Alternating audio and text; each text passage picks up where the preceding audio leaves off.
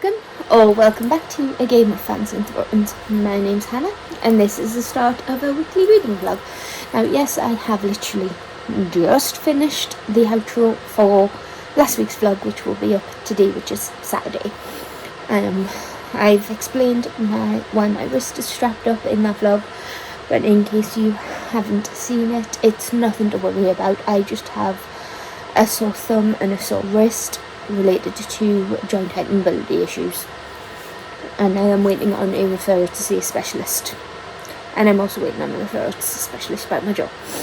But that's that. So today, as mentioned, today is Saturday and it's about lunchtime. It's about 10 to 1.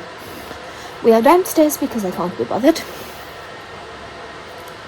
and I do have a optician's appointment later, so I might go get it. If I finish this, I'm going to go reward myself for being a big girl and going to the doctor's with a book, because that means I've read 9 by 1, which I am doing okay with.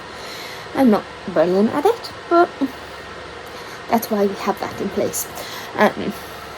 I do also want to set up a digital planner on my iPad, which I'm filming on. I've given up filming vlogs on the camera because I can't get the camera and the iPad to talk to each other. I like editing on the iPad. But the current read is Summoner by Karen Matthew. This is the second book, The Inquisition, so I can't talk too much about it, but the first book is The Summoner, the Novice, following Fletcher, who, in this world, there are summoners who bond with demons, and those demons are animalistic in appearance. As mentioned, Fletcher is an orphan. He lives with his adopted father, the blacksmith Baron, in a little snowy mountainous village called Pelt. And then one day, because Pelt is quite close to a warfront that the humans are having and other creatures are having with orcs, Pelt seems to get an influx of soldiers going to the warfront and coming back from the warfront. And one day, Fletcher bumps into a soldier who's a bit like a peddler. He is known, I think, and through circumstances, Fletcher and this soldier become friends. Now, in this village, there's also Didrik, who is a bit of an arse, and he wants the book that this peddler has, but the peddler has already agreed to give it to Fletcher. So, there is an altercation, and then Fletcher ends up eating Didrik's arse on the ground. And the peddler turns out that the book the peddler gave was a diary of a summoner, and then Fletcher summons Ignatius, who is his first demon, and from there they go to Vulcans, which is the summoner school. And within that school, Fletcher meets his friend Silver, who is an elf, and it's not. I'm gonna have to double check that name. I'm terrible with names.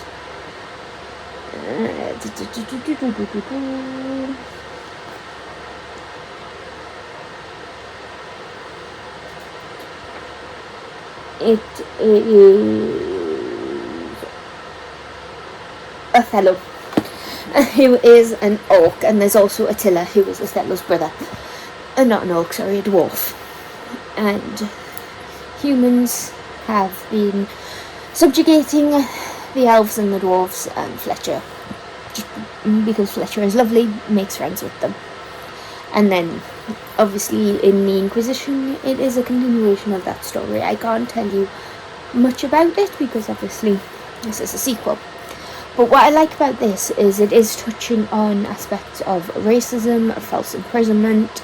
There is a character in here with a disability, and how that is overcome, because it is a disability that comes from an accident rather than being born with that. So that's a nice, not nice for the character, but a nice inclusion into the story, and how she and how she is treated because of that, and how she comes to terms with it, as well as her story.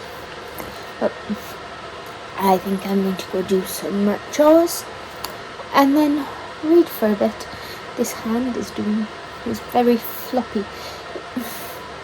But it's fine, honestly. It's just one of those things that I have to deal with chronic illness. But yeah. I don't know what else to talk to you about in this intro, but I'm going to finish editing last week's vlog and upload it, so that's the first thing.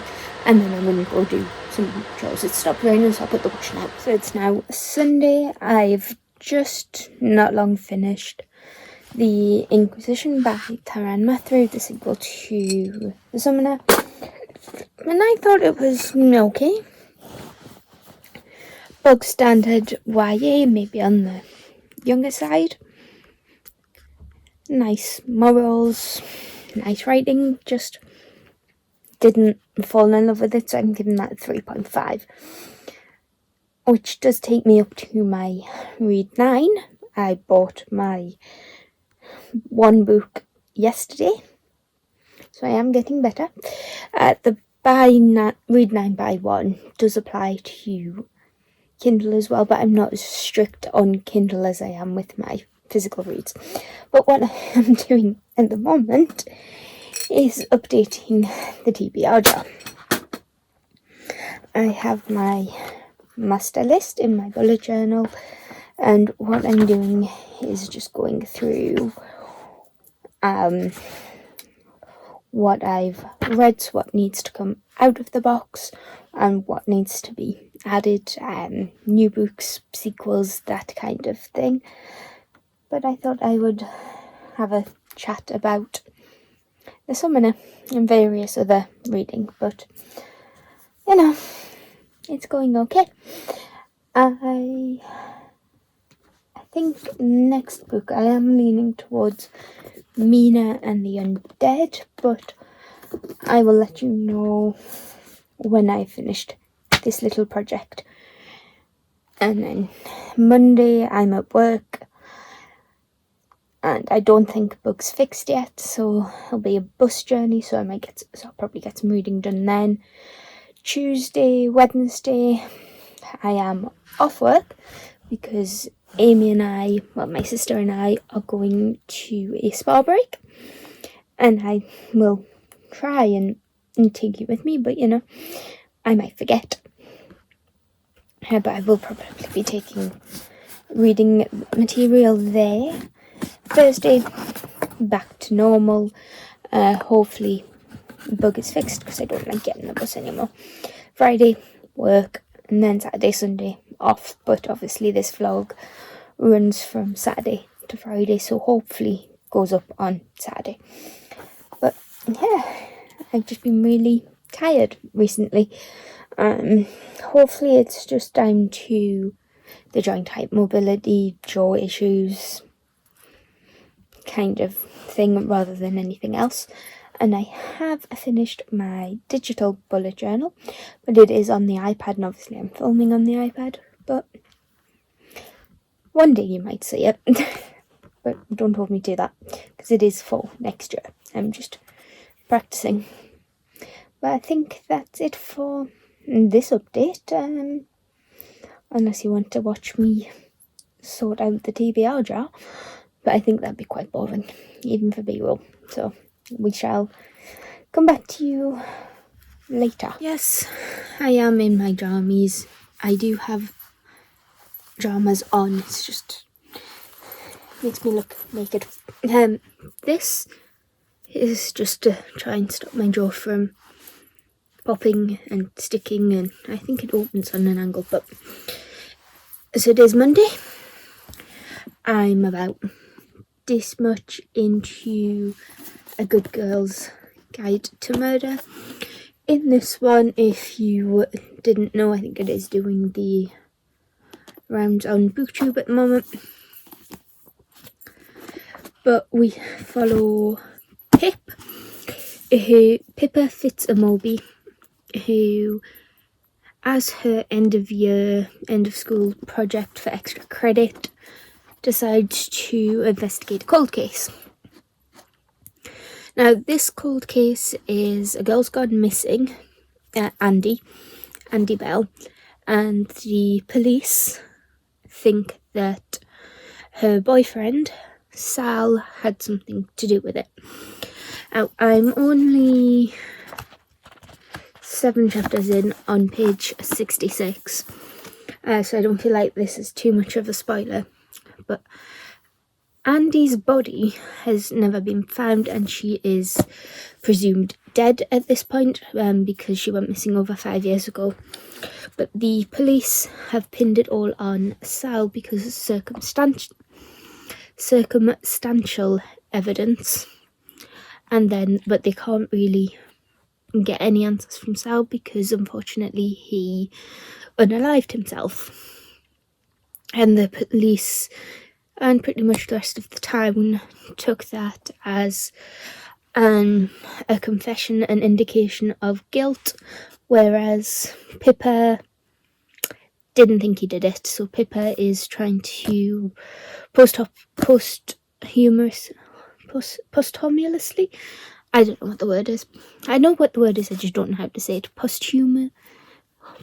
Posthumously, that's it, posthumously clear Sal's name while figuring out who actually did it. And I think she's even thinking that Andy is dead as well. So we have that, and then because I am going to a spa tomorrow and coming back Wednesday, I will also take Mina and the undead with me. I just can't be bothered to get it right now. And I may take you along, we shall see. But this is actually really quite helpful. Unfortunately, I am stuck with a big blue mark on my face, but it's helping. So Bug is still off-road, so I still have to get the bus to work. So I got a bit of reading done, so I am enjoying it. Pippa is smart, but she's not insufferable. There's enough of her humour, enough dorky, shall we say, to make her relatable and human. She seems to only want to prove Sal's innocence, and she doesn't seem to be getting anything else out of this, and I'm very intrigued to see what happens next. Well, I'm back from the spa, and that was a lovely little weekend. I keep thinking it's a weekend, it's not. That was a lovely midweek break. I finished Good Girls Guide to Murder, which was a 5-star, by the way. I couldn't put it down, and there was a couple of chapters where some sad animal stuff happened that nearly had me in tears, almost, at the middle of the poolside, so that was fun. But I thoroughly enjoyed that book. It was everything. Everything I wanted from a little YA thriller. And the stakes did feel really high for it being YA. I've got Mina and the Undead right behind the iPad, right here. And I am just about to start it. Mina arrives in New Orleans to visit her sister Libby, and loves nothing more than a creepy horror movie, and obviously it's New Orleans, so she's going to explore.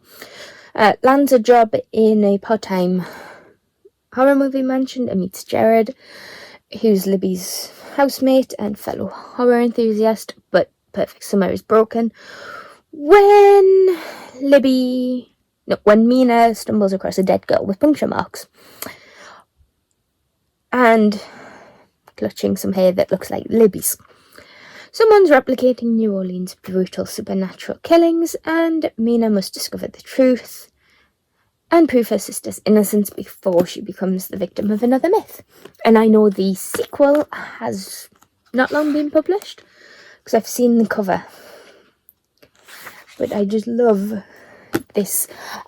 Good Girls Guide to Murder was the prompt for Features of Death. Yes, okay, it's a historical one, but it still counts. And then this one is my autumn pick because there's just something about it that, maybe it's because it's spooky, it makes me think of autumn, makes me think of Halloween, which, okay, maybe is fall, but you know, it's a loose interpretation. So then I just have one book left on this particular round of Bookoplathon. Can't say it. Bookoplathon, but you get the idea. And that was Daughter of the Moon Goddess, which is there, just offshore. But we will grab that, and I've just lost the bookmark. Good job I hadn't started it yet. But because I did go to Durham, because we stayed at Ramside, which is just outside Durham, me and my sister went shopping in Durham. We had a bit of a shoppy day. Hang on. We went to Patisserie Valley and got some delicious cakes, and then we went and found the bookshop. So these do kind of count in by 9, read 9 by 1, but they'll just be for the next 2 episodes. I'm not counting ebooks in that, just plainly for physical copies. So I picked up With Fire in Their Blood by Kat Delacourt. This is buy one get one half price. My sister has the other book. Yes, she picked up the new Karen McManus, which I will read at some point. But this, for some reason, gives me Romeo and Juliet vibes. Maybe because it's in Italy. A simmering supernatural romance set in the crumbling Italian city of Castello, where mafia clans make the rules, dark magic pulses the streets, and the sins of the past threaten to consume the present. And to be honest, that's all I needed to know. But then I read the bottom bit. So we follow Lily, but Castello, divided for generations by brutal clan war, has been kept under control by a mysterious leader determined to maintain order and purity, whatever the cost.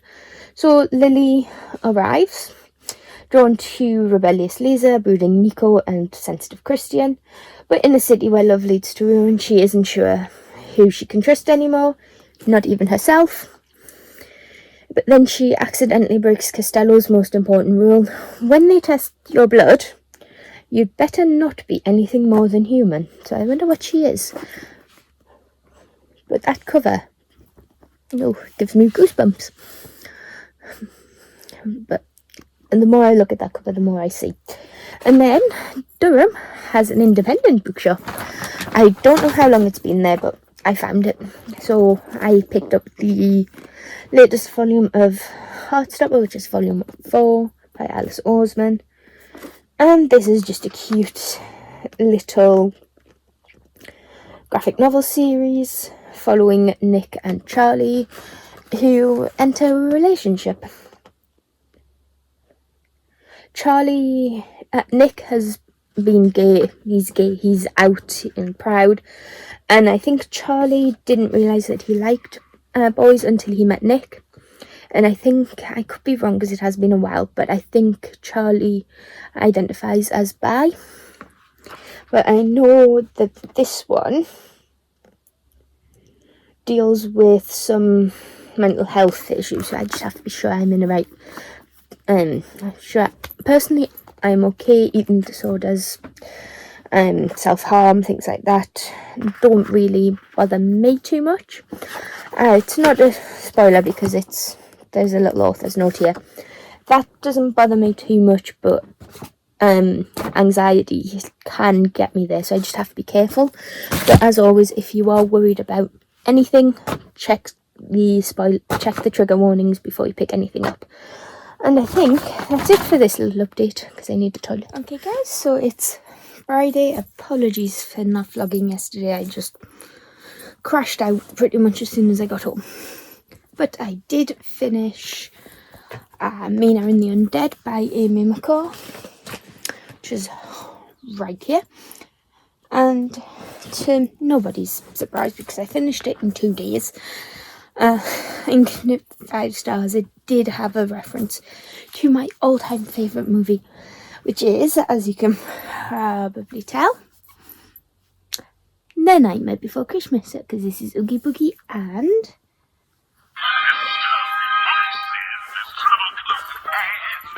now we go into the finishers.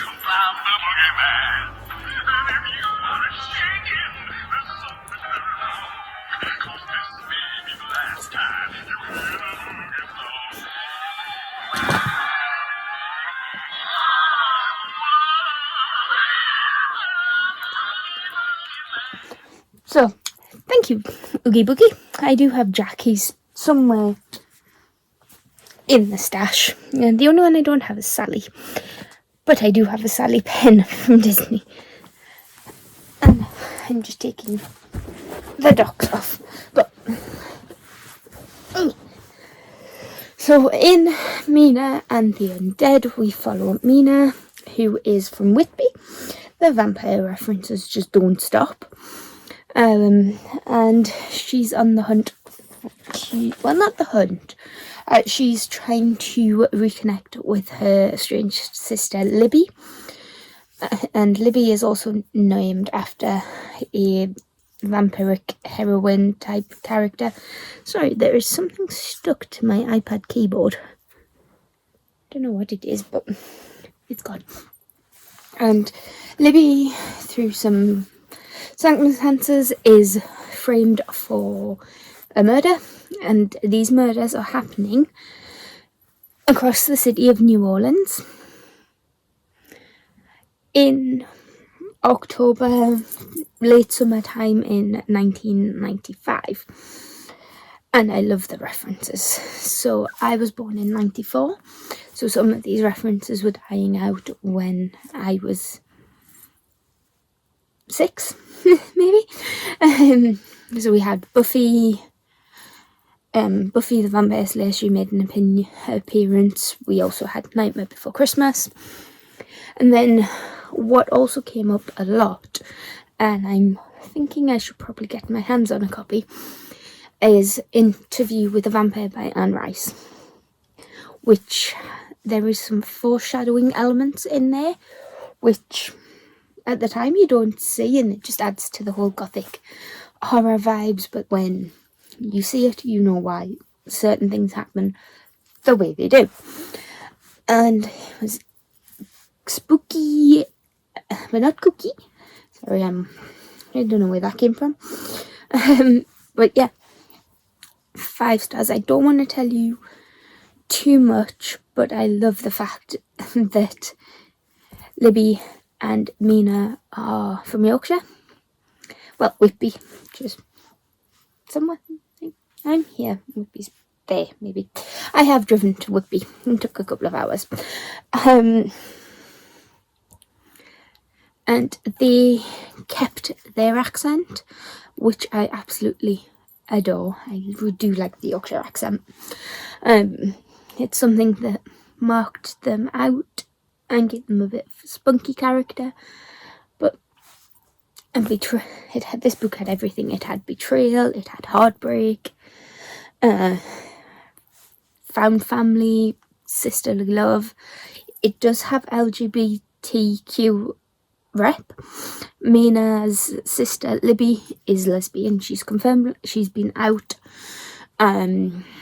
She has a girlfriend called Della, I want to say.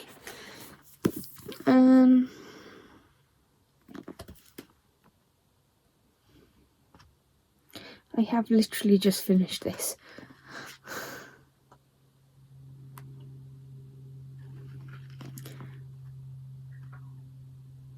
Della, I was right. And Della is perfect as a older sister vibe character to Mina, and also being an emotional support for Mina and Libby.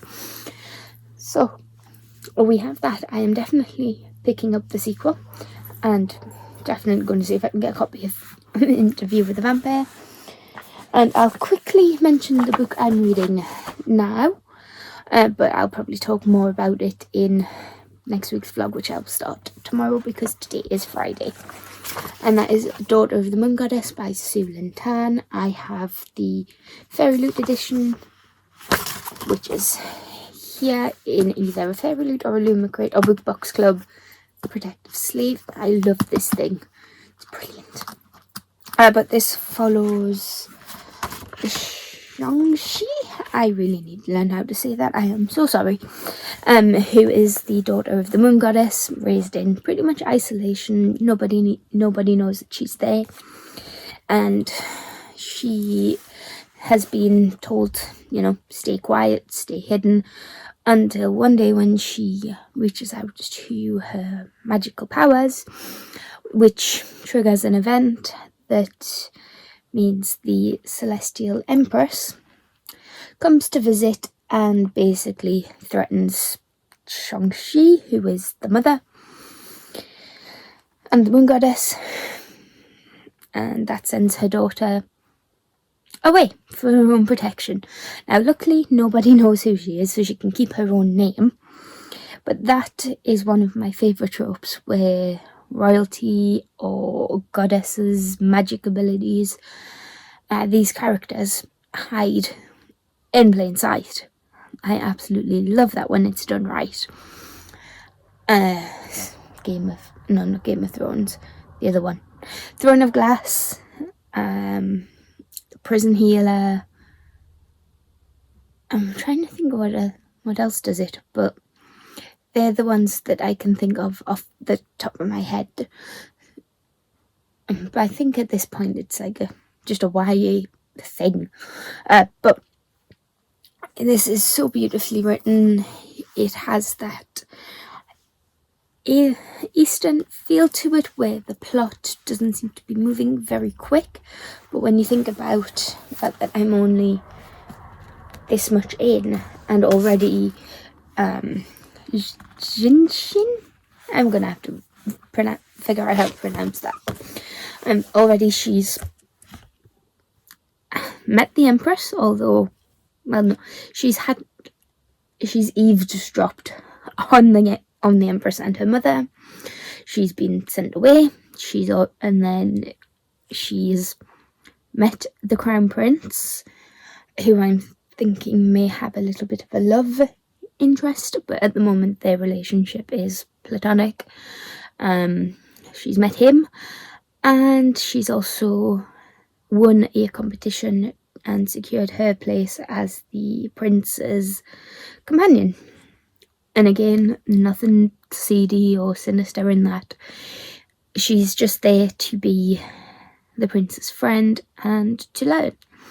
And also because she's nobody, as it were, and she's sort of a servant. That's how she went her way in. The Empress is like, right, well, I don't like you. You're going to earn your keep by serving my son. And that's pretty much all I've got so far, and I am really enjoying it. It's very... Is whimsy the right... No, whimsy is not the word I'm looking for. It's not purple prose, but it's very poetic and atmospheric and just beautiful. The settings feel real, and they have that nice tranquil feel to it. I think when I read Six Crimson Crayons, I described this type of writing as river-like, in the sense that it's just gently flowing to where it needs to be. It meanders a bit, but you're just enjoying the ride, and then you hit the mouth of the river and things kick off. But still gentle, slow, relaxed, and you don't realise how fast you're going through it until you look back. And I think this meets that as well. So with that, I think it's time for me to end this weekly vlog. Next week, obviously, I will be reading Daughter of the Moon Goddess, and I will do round 2 of Bookoplathon for my roles, at least, because that's the last one. So with that, and give this video a like if you like it, and hit that subscribe button if you want to see this. Talk about these, and I'll see you in the next one. Bye.